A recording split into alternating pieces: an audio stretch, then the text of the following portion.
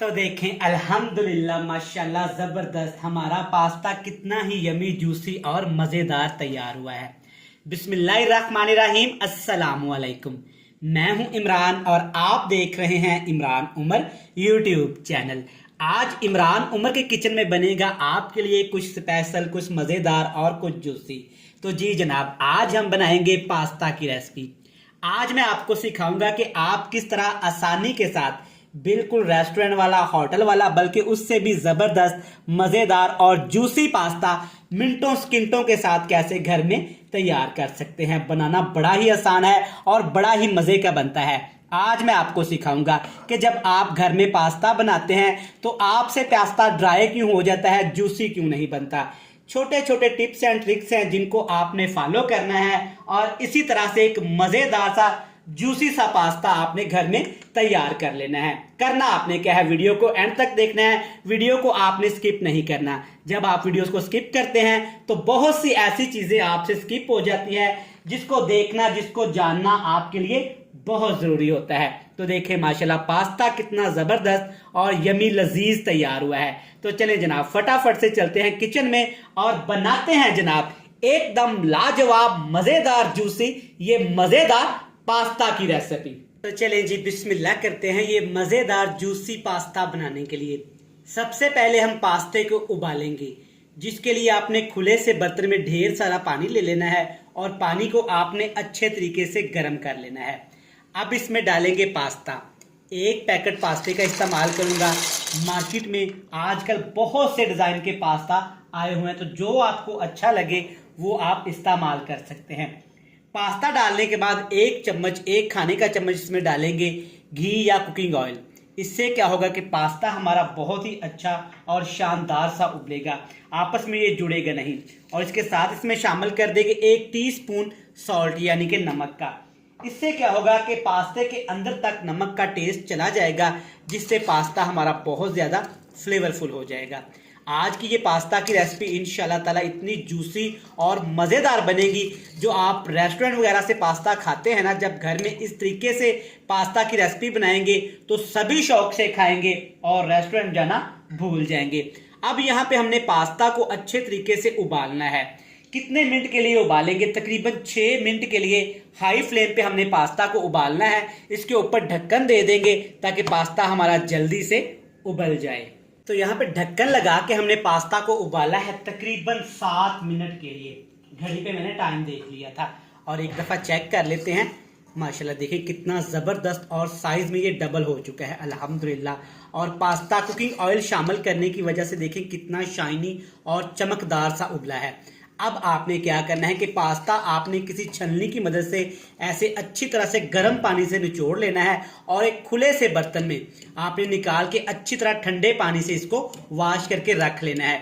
तो चलिए जी इसको ठंडे पानी से वॉश करके रख लेते हैं और पास्ता के लिए एक जबरदस्त शाइनी सा मजेदार जूसी सा मसाला तैयार करेंगे। पास्ता के लिए एक मजेदार जूसी सा मसाला तैयार करने के लिए 2 खाने के चम्मच आपने मक्खन ले लेना है और मक्खन को आपने अच्छे तरीके से मेल्ट करने के बाद इसमें डाल देना है 1 चम्मच अदरक, लहसुन और सब्ज मिर्च मोटा कूटा हुआ। तीनों चीज़ों को आपने मोटा मोटा कूट लेना है। ना आपने काट के शामिल करनी है और ना आपने पेस्ट बना के शामिल करना है।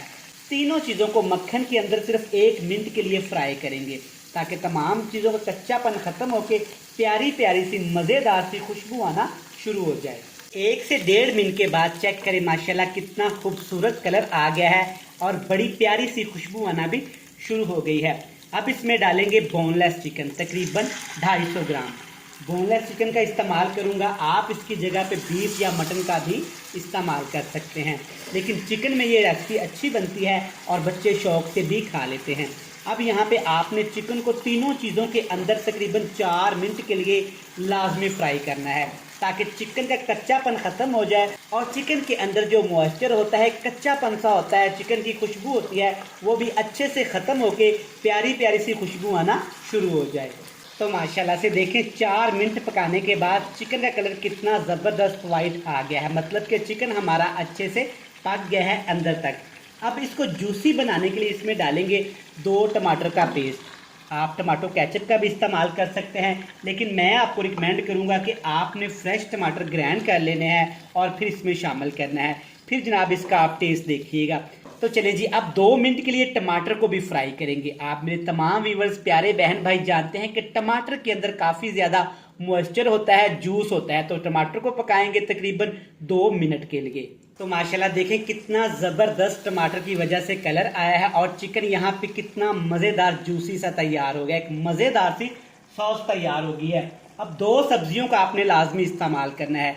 क्यूब्स में कटी हुई शिमला मिर्च ये जाएगी 1 छोटा कप भर के, लेकिन इसके बीज आपने रिमूव कर देने हैं। और इसके साथ एक बड़ा कप शामिल करेंगे बंद गोभी का, जिसको आपने प्यार से खूबसूरती के साथ इस तरह बिल्कुल बारीक बारीक सा काट लेना है। 2 सब्जियों के अलावा आप अपनी पसंद की सब्जियां भी इसमें डाल सकते हैं। गाजर डाल सकते हैं, प्याज डाल सकते हैं, फ्रेश बीन्स डाल सकते हैं। 1 टिक्की यहाँ पे चिकन नौर की शामिल करेंगे।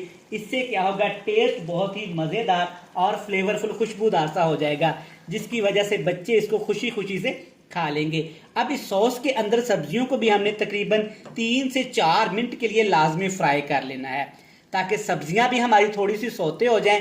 लेकिन एक चीज़ का आपने ख्याल रखना है कि सब्जियों को हमने ज़्यादा ओवर कुक नहीं करना, ज़्यादा पकाना नहीं।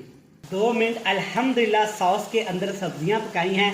माशाल्लाह चिकन नौर का, सब्जियों का जो खुशबू आ रही है ना, यकीन करें लफ्ज़ों में बयान करना मुश्किल ही नहीं, नामुमकिन है।